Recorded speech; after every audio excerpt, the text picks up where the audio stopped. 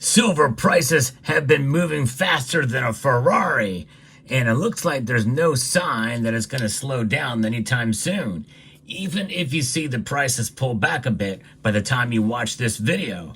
Now, Bank of America feels the same way, and I was a little bit shocked after I read what they said about silver. I'll explain in this video as we explore.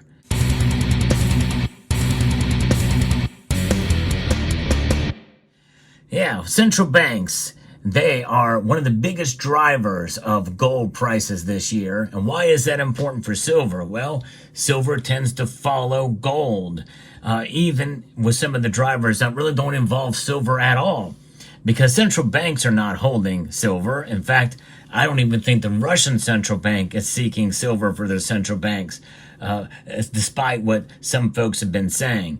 Silver is definitely needed in many different economies, strategically, especially in military applications. I've talked about that before. But what is JP Morgan saying about silver?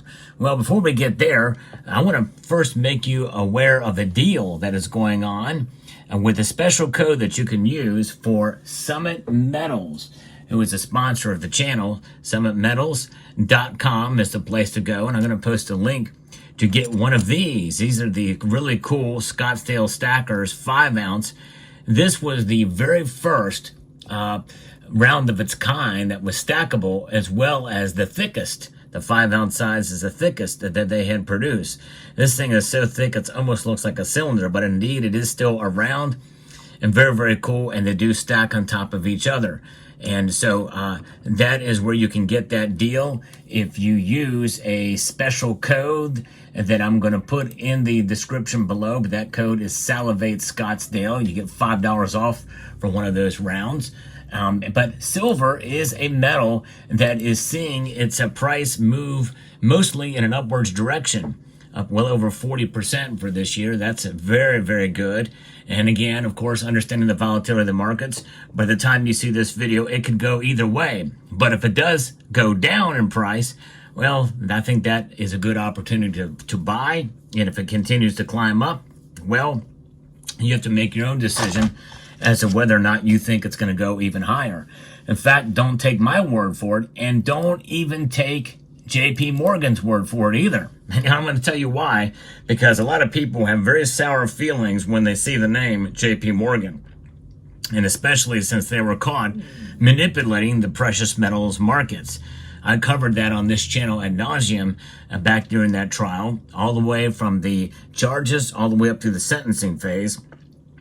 And that is something that means that a lot of people really don't have faith in what they say, and whatever they do say is reached with a healthy level of skepticism. But it goes back even before that, before those charges were even placed forth. Well, what was JP Morgan doing? Well, many people feel like they were suppressing the price of silver. It's been a long-standing issue in the silver stacking community, to the point in 2012, late in that year, people were screaming the saying, "Crash JP Morgan, buy silver." And some people feel we could be on that cusp of that occurring again. And I do believe that the more people that hold silver in their stack, the better off they're going to be. All of the silver that you see here came after the crash JP Morgan saying. And this is silver that's not made its way back through the economy in any way, shape, or form since I bought it. I'm one of those buy and hold type folks. And so therefore, I believe if you buy it, you hold it, you own it, and you will benefit from it. Not that you're going to get rich from it, only that it preserves the riches you already have. And there's something very rich about holding an ounce of silver in your hand, no question about it. Silver is an amazing metal. I believe it is the most reflective metal on the periodic table, hands down, bar none, or bar some in this case, to the tune of 1 ounce. But gold being purchased by central banks as opposed to big commercial banks is something that is driving silver prices. Bank of America analysts estimate gold has surpassed the euro to become the world's largest reserve asset, second only to the dollar, as I've reported on the past, according to a piece here that from the Yahoo Finance. And then that's what's happening there. That's one of the catalysts that is driving it. Investors have also flocked to physically backed gold exchange traded funds, with inflow up 3 months in a row, according to the World Gold Council. I think it's a declining inflation expectation and also the rotation of assets that tend to perform well with a more dovish Fed, according to Phil Stribel, Blue Line Futures chief market strategist. The strategist also sees gold reaching $28.50 by the end of this year. So in other words, he doesn't feel that gold is going to slow down. It's going to continue to go up. That only is good news for silver.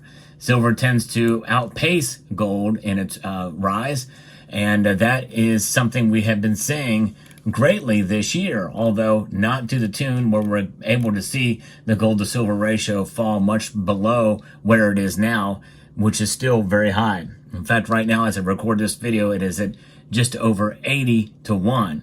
Many people feel that it's undervalued. In fact, so does JP Morgan analyst. Who would have thought? Silver surged higher after gaining more than that big, huge, massive increase that we saw. Silver skyrocketed last Friday, and JP Morgan analysts cited sentiment in the recent London Bullion Market Association and at this conference that was held for platinum and palladium.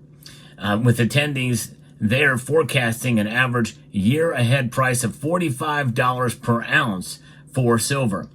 This bullish view is driven by a sense that silver is undervalued versus gold, less crowded and supported by multifaceted, versatile demand applications, according to what JP Morgan analysts have written on Friday. That is actually very well put. I've not been so eloquent in saying pretty much the same thing on this channel.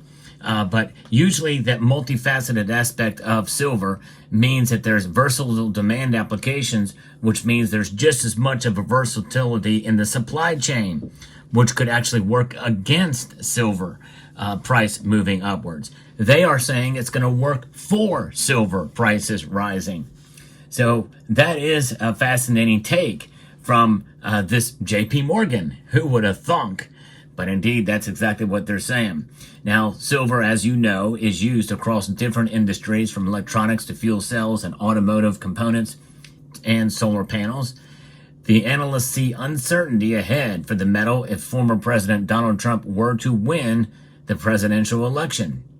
We are bullish silver ourselves, though for the strong silver outperformance to eventuate, we likely see industrial metals prices continue to rally in 2025, something that could get complicated under Trump presidency, and a hard line on tariffs early next year, despite Chinese stimulus, according to the note. Now, keep that in mind. I think, in a sense, they kind of have an agenda too. At least the precious metals desk does. Maybe not Jamie Dimon, but still the precious metals desk there at JP Morgan, I think probably would prefer a Kamala Harris presidency.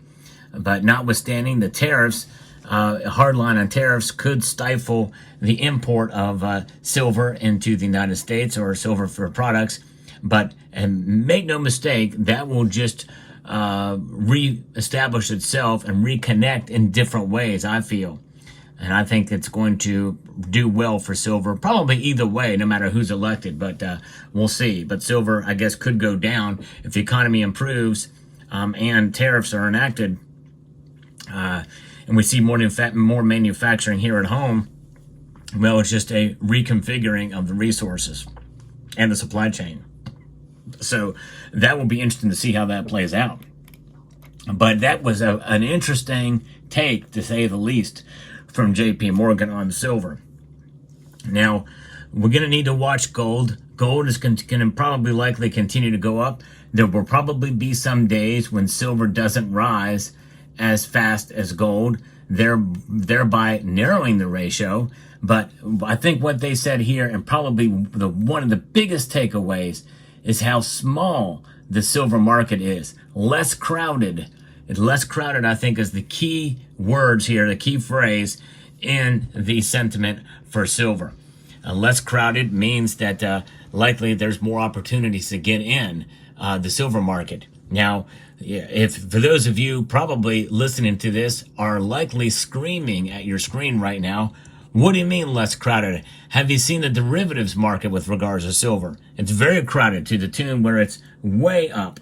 And yes, you would be absolutely correct. But the thing is, silver is such a tiny market that the derivatives and the amount of exchange traded products to back the physical and being so out of whack at hundreds to one, well over 400. Maybe it's going to probably get close to 500. Who knows by now? I haven't checked it lately.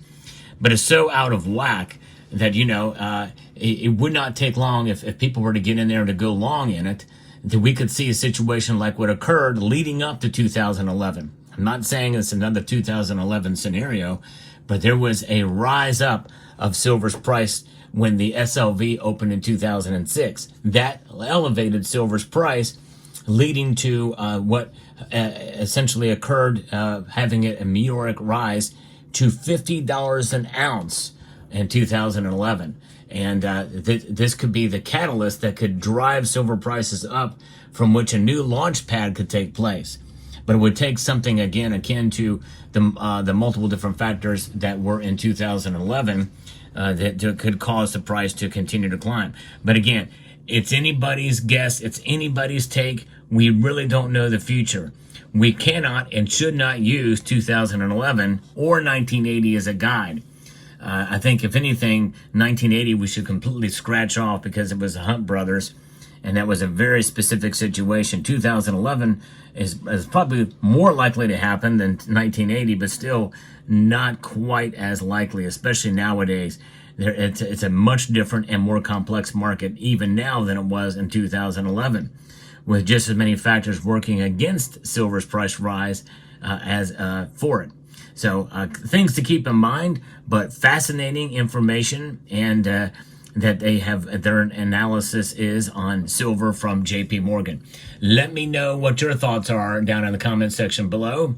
Hope you found this video informative, insightful, and educational. Would like to extend a multitude of gratitude to each and every one of you for taking the time to watch, and to encourage you to please rate, share, comment, and subscribe.